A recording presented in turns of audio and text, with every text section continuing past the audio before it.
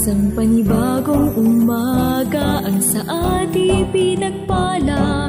Malinaw na isip, buhay at panibagong lakas.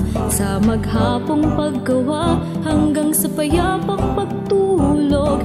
Tanging sambit ng puso, Ama, salamat po. Salamat po. Ibahagi pagpapala sa makakasalamuha, ang pagmamahal ng Diyos na sa atin ay lumikha. At sama-samang sambitin na may galak sa puso. Ama, salamat po. Pasimula ng umaga at damhin ng pagpapala, araw ay gawing payapa na Espiritong Banal ang kasama. May matibay na pag-asa, tayo ay mga pinagpala na tanging sambin ng puso. Ama, salamat po.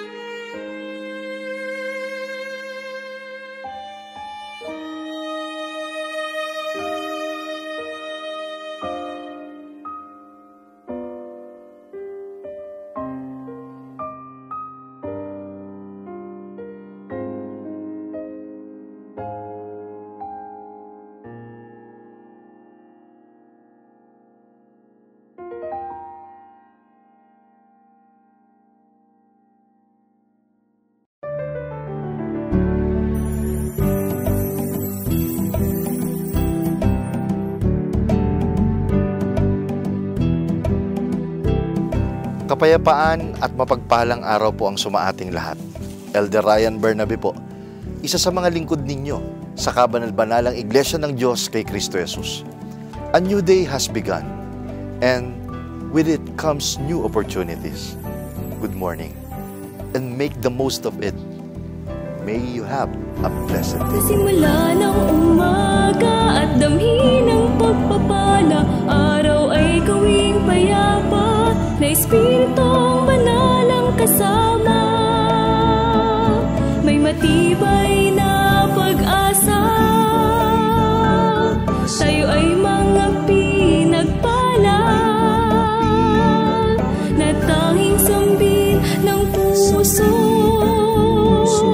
Ama, salamat po.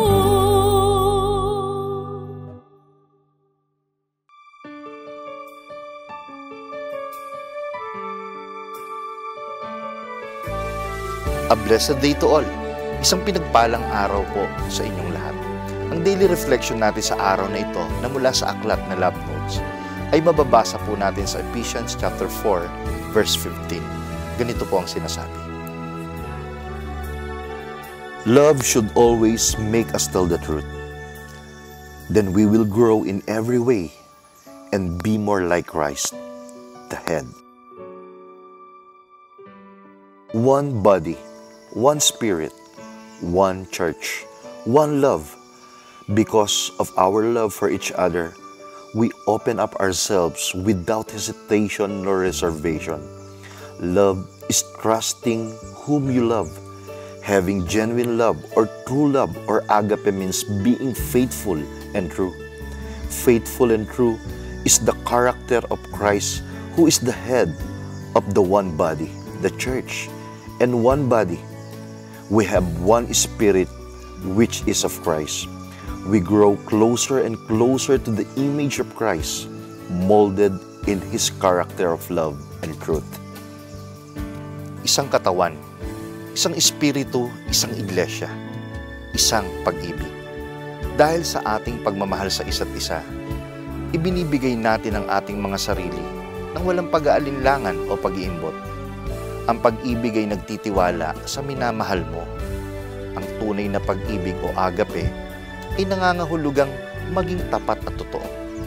Ang pagiging tapat at totoo ay katangian ni Kristo na siyang ulo ng katawan, ang iglesia. Bilang isang katawan, mayroon tayong isang espiritu na mula kay Kristo. Papalapit tayo ng papalapit sa pagiging ganap na kalarawan niya. Hinuhulma tayo ng kanyang pag-ibig at katotohanan. Upang lalo po itong magmarka sa ating mga puso at isip, pakinggan niyo po ang tulong na awit na ito mula po sa Agape Choir, ang likawit na may pamagat na Katapatan.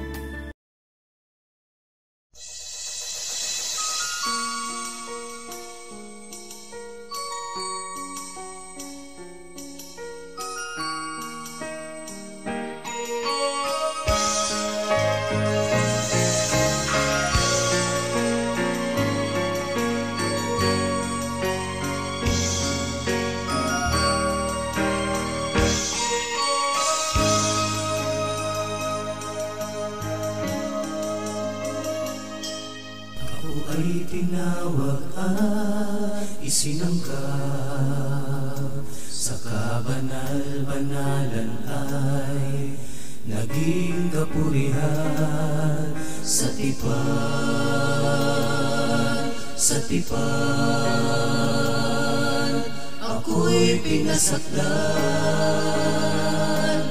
ang katapatan lubos kong itatanghal. Ako ay tinawag at isinanggap sa kabanal-banalan ay naging kapurihan sa tipan, sa tipan. Ako'y pinasakdan, ang katapatan lubos kong itatanghal.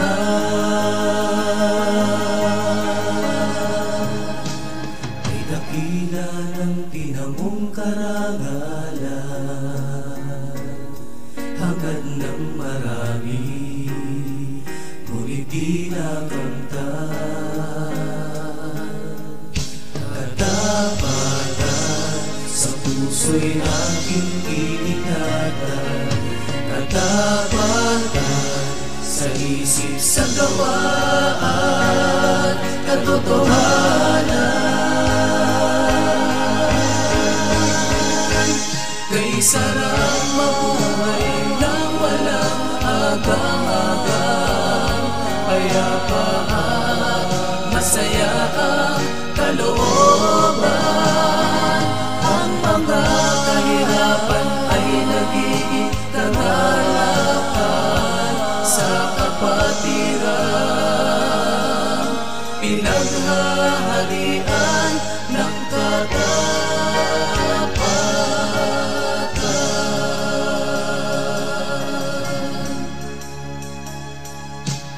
Pinakila ng tinamong karangalan,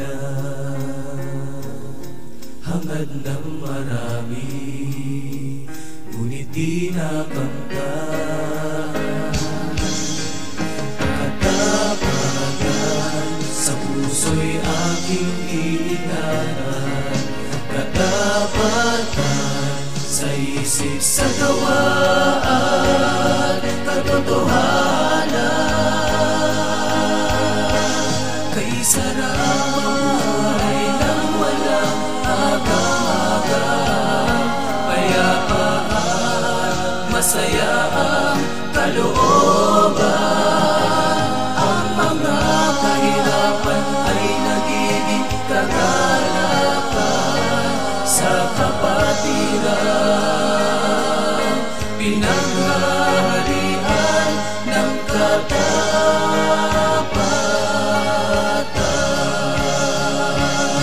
Mga tukso'y naglilipan na, nangangapit na mainam, upang tao'y maging lilo sa Diyos na humirang. Agape sa katungkulan, agape sa kabanal-banalan, katapatan, katapatan. Kay sarap mabuhay nang walang agam-agam, payapa at masaya ang kalooban. Ang mga kahirapan ay nagiging kagalakan, kagalakan. Kay sarap mabuhay nang walang agam-agam, payapa at masaya ang kalooban. Ang mga kahirapan ay nagiging kagalakan sa kapatiran, pinaghaharian ng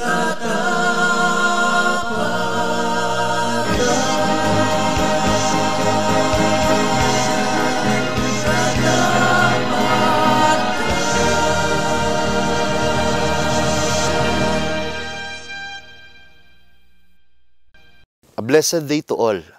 Kayo po ay kasalukuyang nanonood ng programang ipinaglilingkod ng Kabanal-Banalang Iglesia ng Diyos kay Kristo Jesus.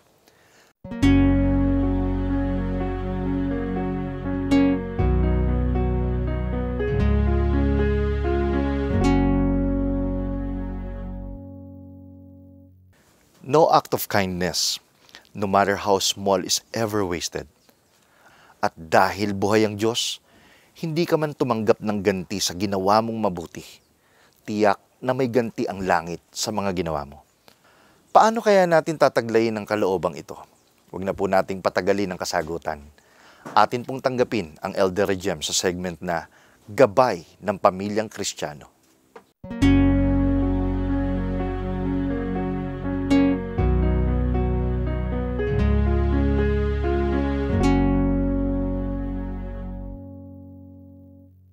Shalom po mga minamahal na kapatid at mag-isa niyo po na aming mga tagapakinig, mga kaibigan. Isang mabuti, magandang umaga po nawa ang sumating lahat. Sa mabuting araw, ang muli ay ating pong tanggapin sa ating napakabuting Panginoong Diyos.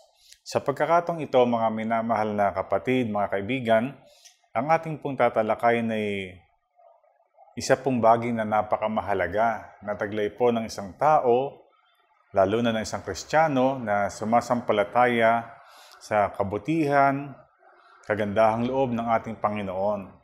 Ito po ay walang iba kundi yung kindness. Yung sa ibang mga salita o sa Tagalog, ito po yung magandang kalooban, yung kabutihan. Mahalaga po sa isang sambahayan, sa isang pamilya, yung kagandahan ng loob ng mag-asawa at mga anak ay makita po na talagang nangingibabaw sa kanilang pagsasama-sama bilang isang pamilya. Napakamahalaga po noon na mataglay ng bawat isa, mga anak, mga magulang, maging sa mga apo. Sa English po, ang ibig sabihin ng kindness, the quality of being friendly, generous, and considerate.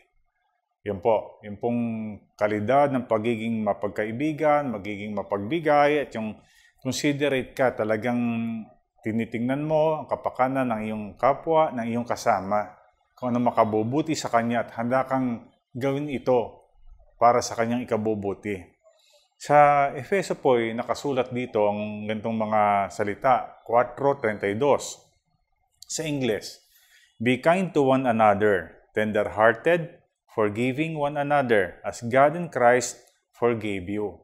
So sa talatang ito, mga tagapakinig, talaga pong nais ng Diyos, utos po ng Panginoon na maging magandang loob natin sa isa't isa. Maging mabait tayo sa isa't isa. Sabi nga, tender-hearted, forgiving, mapagpatawad, sapagkat ganun tayo pinatawad ng Panginoon sa pamamagitan ng ating Panginoong Hesukristo. Sa Tagalog po ang nakasulat, at magandang loob kayo sa isa't isa, mga mahabagin, magpatawaran kayo sa isa't isa, gaya naman ng pagpapatawad sa inyo ng Diyos kay Kristo. So ito po ay malinaw na utos sa atin ng Panginoon. At napakabuti po, alam nyo na mataglay po natin ang katangiang ito.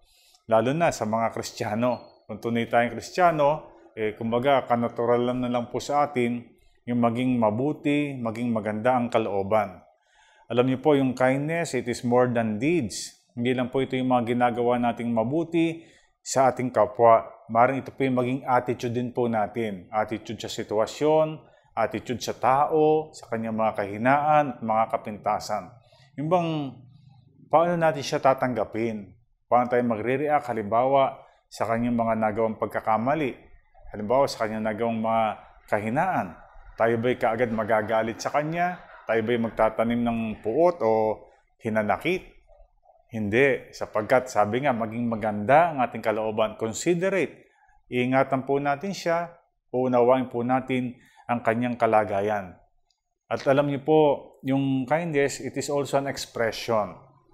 Ma-express po natin, unang-una yan, siyempre, how we look at people, di ba? Welcome ba tayo? Welcome ba siya sa atin? Tayo ba may panahon para sa kanya? Tayo ba masaya pagkakausap natin siya?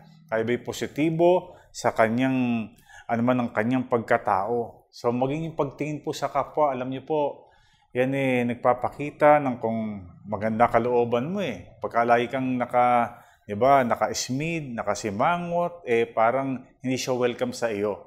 So kahit po yung pagtingin, pagka talagang maaliwalas ang mukha natin, talagang very welcoming tayo, nakikita po natin na maganda pagtingin natin sa kanya, positibo at maganda ang ating kalooban. Maaari din po yung madama ng tao, alam niyo po, yung kagandahan ng loob, lalo na po sa isang pamilya, sa pamagitan po ng touch, yung pong pag-akbay mo sa balikat, yung pong pagyakap mo, di ba yung pagkikis, halimbawa, lalo na sa mga magulang, sa mag-asawa. Yung kagandahang loob, halimbawa, nagkasala yung asawa mo, kahit anak mo, siyempre, yayakapin mo yan, di ba? Hahalikan mo, pakikita mo na kahit nagawa niya yon, ang pagkukulang o kamalian, mahal mo pa rin siya. Meron kang kaloobang handang magpatawad at umunawa sa kanyang nagawa. So sa madaling salita po, alam nyo, ang kagandahang loob, yung kindness o kabutihan, it is anything that lifts another person. Yung talaga bang gagaan ng loob niya, di po ba? Yung bang hindi siya magkakaroon ng guilt feeling, di ba? Hindi siya makukonsensya kasi alam niya, may taong nakapaligid sa kanya na nakauunawa. Handang magpatawad, handa pong mag-understand, handa pong unawain siya. So yun po ang nagagawa ng kagandahan ng kalooban. Let me share you po ang isang story tungkol po sa isang presidente ng Amerika, si Abraham Lincoln. Kasi po alam nyo, nung panahon po ni Abraham Lincoln, yun po yung Civil War sa Amerika. Dalawang grupo po yan. Hindi magkaisa. Alam niyo po, during the war, si Lincoln po lagi pong bumibisita yan sa mga ospital para i-cheer up po yung mga wounded na mga sundalo. Para palakasin ang kanilang loob, para tingnan ang kanilang kalagayan. Sa isang pagkakataon po, nalapit siya sa isang young soldier na talagang very malapit na pong mamatay dahil sa talagang napakatindi ng tinamo niyang sugat o injury sa kanyang katawan dahil sa pakikipaglaban doon po sa giyera. Sabi ng presidente, hindi po alam ng sundalo na siya yung presidente ng Amerika. Sabi niya, "Is there anything I can do for you?" Sabi po ni Lincoln. Presidente po yan bagaman masakit ang katawan dahil malapit ng mamatay, sabi niya, pwede po ba? Halos hindi nga po siya magkapagsalita Pwede po ba na isulat niyo ako ng letter para sa aking ina? Igawa niyo po ako ng letter for my mother? Talagang hirap na hirap pong magsalita yung soldier. Pero alam niyo po, yun ang ginawa ni Abraham Lincoln. So ito pong pakisulat niyo. Mama, Mami, ako po ay nasa malubhang kalagayan at maaaring di na po ako magtagal. Gayunpaman, gusto kong malaman nyo na ginawa ko po ang lahat para makapagserbisyo sa ating bansa at lumaban po ako na may katapangan. Mahal na mahal ko po kayo, maging aking mga kapatid. Hanggang halos hindi na po siya makapagsalita. Hindi na siya makapagpatuloy. So, yun po. Sa hulihan, sinulat po ni Abraham Lincoln, sulat na yun, written for your son by Abraham Lincoln. Sa isang pagkakataon, ginusto po ng soldier na yun na makita mismo yung letter. So, nabasa niya at nakita niya na yung palang gumawa ng letter niya ay si Presidente, si Abraham Lincoln. At hindi siya makapaniwala na magagawa ng isang presidente ang bagay na yaon. So, nung malapit na po siyang mamatay, sa pagkakataong yaon, sabi niya, will you please hold my hand? Kasi talagang ganun pag mawawalan ka na ng hininga, alam mong napakalubahanan ng kalagayan mo. Pero, yun po, hinawakan ni Lincoln yung mga kamay ng sundalo hanggang sa mamatay yung sundalo. At namatay po na mapayapa ang soldier na yaon dahil nakadama siya ng kindness. Hindi lang po sa isang pangkaraniwang tao, sa isang presidente ng Amerika. So pinakikita lang po doon na kahit po sino, kahit napakataas na po ng ating naging kalagayan sa buhay, kahit ikay pinakamatalino, pinakamayaman, at pinaka-powerful na tao, napakabuti po na makakitaan pa rin ng kindness. Yung pong great man, alam nyo, ang mga dakilang mga tao, show his kindness by the way he treats little people. Yung mga tao po, yung great man, shows his kindness by the way he treats little people. Pero alam nyo, tayo po, kahit hindi tayo great man and woman, kahit simpleng tao tayo, mahalaga po na buong kagandahang loob na itrato natin ang sino man. At ngayon po sa isang Christian family, alam nyo, sabi nga, kindness is the oil that takes the friction out of life. Yun daw pong kindness, nagmimistulang oil po yan na naglulubricate doon po sa mga frictions na nangyayari sa lahat ng pamilya. Di po ba? Kahit pamilyang Kristiyano, nagkakaroon ng friction, so hindi pagkakaunawaan ang mag-asawa, maging yung magkakapatid, maging magulang sa kanilang mga anak. Pero sabi nga, yung pong kindness, it takes out the friction. Doon po, it is the oil that takes the friction out of life. So, napakamahalaga po talaga na umiiral ang kagandahang loob, ang kabaitan sa isang sambahayan. At ano man pong relasyon sa mga magkakaibigan, magkakaeskwela, magkakapatid sa iglesia, ang kagandahang loob, naglulubricate po yan. It takes out the friction doon po sa relationship, doon po sa pagsasama-sama. Kung mabait ka, mapagbibigyan mo di ba? Yung kahinaan, kapintasan ng iyong kasama. Kung mabait ka, maunawaan mo ang kanyang mga maring pagkakamali na nagagawa. So, kapag ka po gayon, ang kapayapaan at katahimikan, ito ni pong maghahari, mamamayani sa isang samahan. So, lalo na po sa isang sambahayan, di po ba? Napakamahalaga. May hindi pagkakaunawaan yung magkakapatid. Ano sagot? Kindness. Merong nakagamit ang gamit mo, hindi nagpaalam sa iyo, hindi nasa uli. Anong sagot para hindi magkasigalot? Una, sabihan ng malumanay at unawain. Diba? At yun namang nagkasala, humingi ng tawad at siguradong huwag nang gawin sa susunod. Kung mabuti talaga ang iyong kalooban. Sa mag-asawa, nagkakaroon ng pagkukulang, kamalian ng sinuman, mapalalaki at mapababae. Paano hindi magkakaroon ng silent treatment? Mag-unawaan. Maging mabuti, maganda ang kalooban. Alam niyo po, yung compassion, isa po yan sa kapatid ng kindness. Yung compassion po kasi, sabi nga, ang ibig sabihin po noon, sympathetic pity. Yung bang concern for the sufferings or misfortunes of others. Diba? Dumalagi ka sa kanilang kalagayan. Sa kanilang mga sufferings, sa kanilang mga dinaranas. Kaya hindi tayo pwedeng mag-judge talaga o hatulan kaagad ang sinuman. Yung compassion po kasi inuunawa ng taong yaon ang kalagayan ng kanyang kapwa at nakahanda ang kagandahang loob niya upang i-treat siya ng tama sa kabila ng kanyang mga pagkukulang at mga kahinaan. Sabi nga po, yung compassion, yung kindness will cure more sins than condemnation. Diba?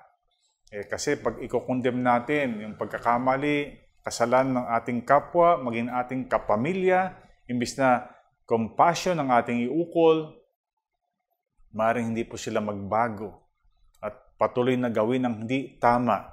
Pero kapag nakita nila ang ating compassion, yung ating pagmamalasakit, yung ating kagandahang loob, mas malamang po sila po'y ma-cure. Maging malaking tulong po tayo sa kanila. Isa pa pong istorya ang gusto ko pong i-share sa inyo na nagpapakita po ng kabutihang nagagawa ng pagiging compassionate, ng pagiging kind sa ating kapwa. Isa pong cold evening, sa Amerika pa rin po ito. Madilim na gabi, malamig sapagkat nag-i-snow. May isang matandang lalaki po ang gustong makatawid sa ilog. Kaso wala po siyang kabayo. Hindi man siya pwedeng mag-cross sa ilog kasi medyo lumalim na, hindi na kaya ng tao, baka pa siya tangay ng agos. So ang kanyang ginawa po, nagantay na lang siya ng pagkakataon, naghintay ng mga tao na nakakabayo para umangkas. After a while ng pag-aantay, nakarinig po siya ng ragasa ng mga kabayong dumarating. So yun po nangyari, isa-isa yung mga nakasakay sa kabayo, siguro mga 5 po yun. Isa-isa po na nag-cross dun sa river. Pero hindi po humingi ng tulong yung matandang lalaking ito. Ginaw na po siya para sumakay dun sa mga nagdaang nakakabayo. 4 po ang dumaan. Pero hindi niya po kinawayan, hindi siya humingi ng tulong. Kahit ginaw na po siya. Pero yung huli po, yung 5, yun po ang kanyang kinawayan at yun po kanyang kinausap. Ang sabi niya, maaari mo ba akong iangkas sa kabayo mo para makapag-cross ako sa river na ito? Ang sagot po ng huli, opo, sige po, sakay po kayo. Ihatid ko kayo doon sa kabila. At hindi lang po yun ang ginawa ng huling lalaking yaon na nakakabayo. Inihatid pa yung matanda doon po sa kalapit na bahay doon sa kabilang bank ng river. Bago po nagkahiwalay yung dalawa, tinanong po nung nakakabayong lalaki kung bakit pinalampas ng matanda yung naunang apat. Sabi ng matandang lalaki, alam nyo, you know, my son, I've been here for a while. Ibig sabihin, matanda na ako at alam ko kung sino ang tao na may compassion in their eyes. Nakita ko doon sa apat. Wala silang, maring sabing walang pakialam, walang pagnanasa na makatulong at makita ang aking kalagayan. So hindi ko sila kinawayan at sinabihan. Subalit nung makita ko ang iyong mga mata, I saw the compassion in your eyes. Kaya ikaw ang aking kinawayan, ikaw ang aking kinausap kasi alam ko hindi ako mabibigo kung hingi ako ng tulong sa iyo. So yun po yung sinabi kanina sa yung kindness. Kahit po sa pagtingin lang, nakikita na eh. Di ba? Yung po sa kwentong pinakikita na kahit yung pagtingin sa kapwa, madarama po nila kung talagang compassionate tayo, kung talagang tayo kind people na dapat namang mangyari bilang mga anak ng ating Panginoon. So, yun po ang nangyari. Nadama ng matandang yaon, yung loving spirit ng taong yaon. At alam niyo pong sino yon, yung taong yaon. Isa rin pong si Jefferson naman po na naging presidente rin po sa Amerika. Tsaka mga kapatid, mga tagapakinig, napakamahalaga po na magkaroon tayo ng magandang kalooban. Yung compassion, yung pong kindness ay makita po sa atin. Makikita po yan at madarama ng ating asawa, mga anak, ng ating kapwa at ng sino mang tao. At kapag ka po gayon, magkakaroon tayo ng pagkakataon na makagawa ng kabutihan sa ating kapwa. Di ba yun naman ang dahilan kung ba tayo nilikha ng Panginoon at patuloy tayong pinagkakalooban ng buhay at kalakasan. So sana po mga kapatid, mga kaibigan, ito po ang mangyari sa ating tahanan. Yung kindness ay mamayani at maging sa ating pagkatao. Ang kagandahan ng loob ay ating pong maipakita upang madama rin ng tao, ng ating kapwa, ang kagandahan ng loob ng ating Panginoon. At sa huli, we should rejoice always. Diba? Maging masaya po tayo mga kapatid. Lagi tayong maging mapanalanginin at magpasalamat sa anumang pong sitwasyon ng ating buhay. Magkaroon po tayo ng isang mapagpalang araw. Sa araw na ito, pagpalain tayong lahat ng ating Panginoon magmula ngayon at magpakailanman. Maraming salamat po sa pagtangkilik ninyo sa ating pagtatanghal. At maligayang panonood po sa kapatiran ng Kabanal-Banalang Iglesia dyan sa Davao City at Davao Province. At sa kanilang tagapangasiwa, ang ating kapatid na Rodino Bernabe. Maraming salamat po sa lahat ng kapatiran na nag-share ng link ng ating telecast. At sa lahat ng mga nanood na hindi pa namin kakilala sa kasalukuyan, sumainyo nawa ang biyaya ng Panginoon sa panibagong araw na ito at nawa ay makasama namin kayo sa muling pagtatanghal ng programang Blessed Day. Sa bahagi pong ito, inaanyayahan ko po kayo na sumama sa isang panalangin. Atin pong pasalamatan ng Panginoon at ipagtagubilin ang panibagong araw na ito na ating lalakaran. Manalangin po tayo. Aba, Panginoon naming Diyos, Ikaw na makapangyarihan sa lahat. Ikaw na Diyos na napakabuti sa amin. Sa lahat ng mga tao, inaakay mo kami na mabuhay sa kabutihan. At nagpapasalamat din kami na ang iyong mga pagpapaalala sa aming magkakapatid at sa lahat ng tao ay aming natutugunan sa pamamagitan ng programang ito. Sana po, ang mga aral na nagmumula sa iyo na narinig ng aming pong mga kaibigan. Hindi lamang ito magbigay ng liwanag sa kanilang kaisipan at kalooban, kundi isang paninindigang mapanghahawakan na hindi kami dapat mapagod sa lahat ng aming kabutihang ginagawa. Kung tila walang nagiging bunga ito sa kasalukuyan o kahit parang matagal pa na ito ay magbunga, huwag kaming panghinaan ng kalooban sapagkat wala kaming ginawang mabuti na hindi mo pagbubungahin sapagkat ikaw ang Diyos na pinagmumulan ng kabutihan at kung ito po ay aming gawin at ng aming mga kaibigan, pagpapalain mo ang bawat isa sa amin. Sana Ama, sa pamamagitan ng programang ito, lalo pa naming maipalaganap, maipakilala sa tao ang mga aral mo na magbibigay sa amin ng tiyak na direksyon, kapayapaan at pagtatagumpay. Ipinagpapasalamat namin ng lahat sa pangalan mong Kristo Jesus na aming tagapagligtas. Amen. Maraming salamat po sa inyong pagtangkilik sa palatuntunang ito ng Kabanal-Banalang Iglesia ng Diyos kay Kristo Jesus. Kung nais po ninyong mapanood ng iba pa naming programa, mag-subscribe sa ating YouTube channel na The Most Holy Church at bisitahin ang aming Facebook fanpage na MHC Media. Upang lubos po ninyo makilala ang Kabanal-Banalang Iglesia ng Diyos kay Kristo Jesus, bisitahin ang ating official website na www.mostholychurch.com. Para naman po sa inyong katanungan, prayer request o libreng Bible study sa inyong tahanan, i-post lamang ang kahilingan sa comment section ng programang ito. Maaari din po kayong tumawag o mag-text sa mga sumusunod na numero.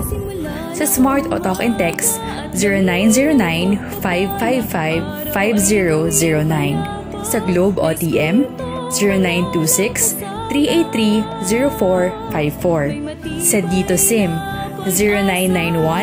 0991-419-2027. At sa landline, 8255-6949 o 8553-0946. Maraming salamat po.